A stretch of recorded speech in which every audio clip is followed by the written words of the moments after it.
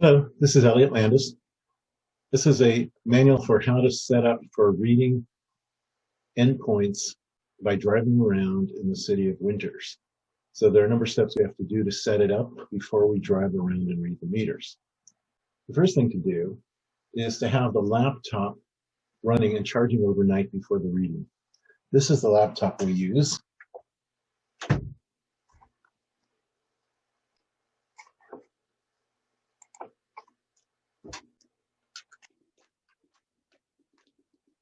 And this is a Trimble laptop.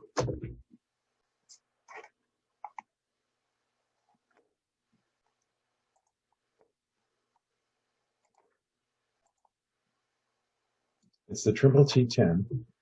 And ideally, this unit, once it's set up properly and working properly, this laptop should be kept plugged in and near a window throughout the month, all the time.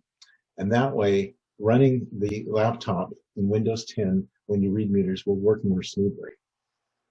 The reason is that sometimes Windows 10 is hard to set up to get the GPS working and the device we use for reading meters that attaches to it working properly.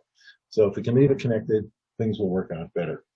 The next thing is we will need to have the finance department do the mom's download of the data sync file.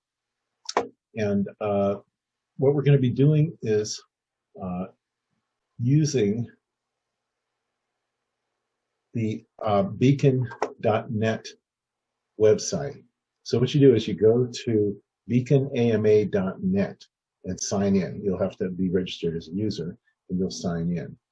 And we are now looking at that particular website right now here. And this is the beaconama.net website. When you get into the site at first, typically you're you'll see the tabs across the top here. On the left is at a glance. And let's see if I can get my highlight for the, so you can see what I'm pointing to better. Spotlight. Okay. Typically, we started at a glance. And again, look at the tabs across the top. There's at a glance, monitor, analytics, assets, users, and field director. So for the starting point here, we're first going to go to assets.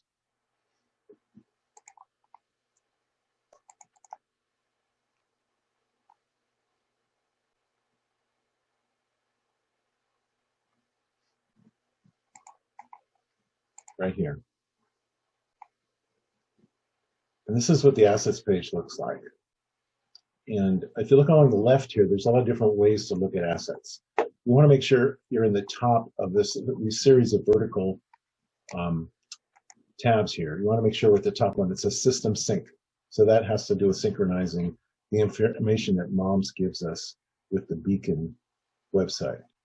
And what you want to look for before you read meters is to make sure that there's a data sync, and that's over here in this section here.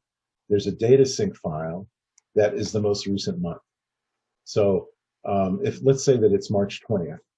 Over here, right now, you see April 26, 2021. It would say March. It would be in the last few days that the file got downloaded. If it's from a month ago, then finance department has not yet downloaded the file. Also, when they download it, sometimes you will see what you see down a little bit lower here. There's a cancel or approve section here, and those two choices are slightly disabled. If you see those, there's something that's wrong. What it is finance department has not approved what they downloaded. So finance department gave us the file, but they didn't do the final step, which is approve.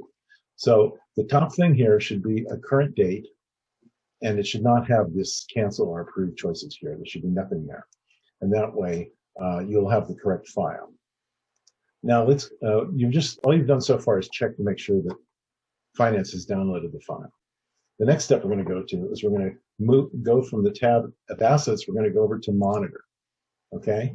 And monitor file allows us to set up filters. So the question is, which meters are we going to go look at today when we read meters? And by adding filters, you diminish the total number that you're going to look at, because there's a lot of meters we're not going to look at. In Winters, about 10% of the meters are newer ones where we can read directly from the office. So we don't need to drive around and look at those. We only need to drive around and look at the 90% or so that are old style meters, classic endpoints, CE for classic endpoints. So at the upper left corner, you can see here it says 2,312 meters.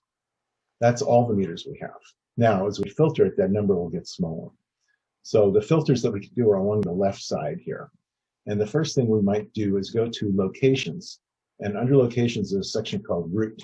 If you click on route, you choose the routes that we're going to read today. So I'm going to go through and click on most of these except for 999, which we choose not to read. So I'm going to click on them.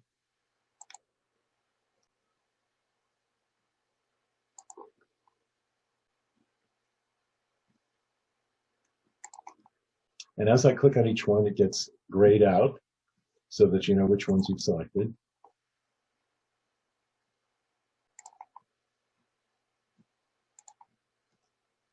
And I'm making sure they're all been grayed except for the 999s. There's only I see only 6 meters in the 999 category, which is kind of like a trash pile.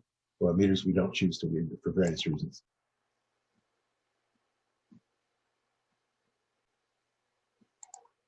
Okay, so now I have selected all the meters except for the 999.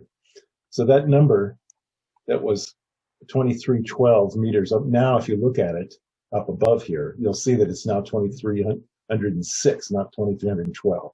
So we filtered it down a little bit. And you can see all the filters I just put in as these little boat-shaped tabs on top here. So each one of those is a root number, okay? And then we're going to further filter it. We only need to read classic endpoints, the CE endpoints. We do not need to read the cellular endpoints, which we sometimes call LTE. So now we're going to go to a little lower and go to endpoint type. And we click on the little triangle here and it drops down.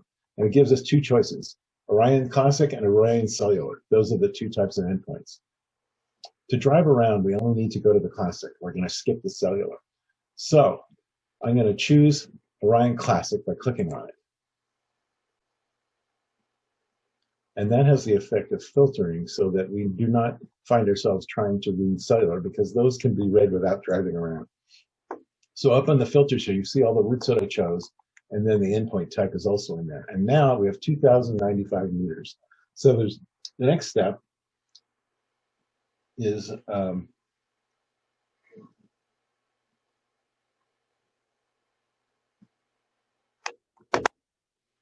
create field assignments. So up here on the right, there's an actions button in the upper right-hand corner. When you click on the choices there, there's a few different choices.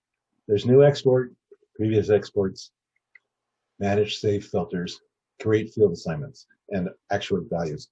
The one that we want to create field assignments is create field assignments. And when you click on that, there's a dialog that pops up.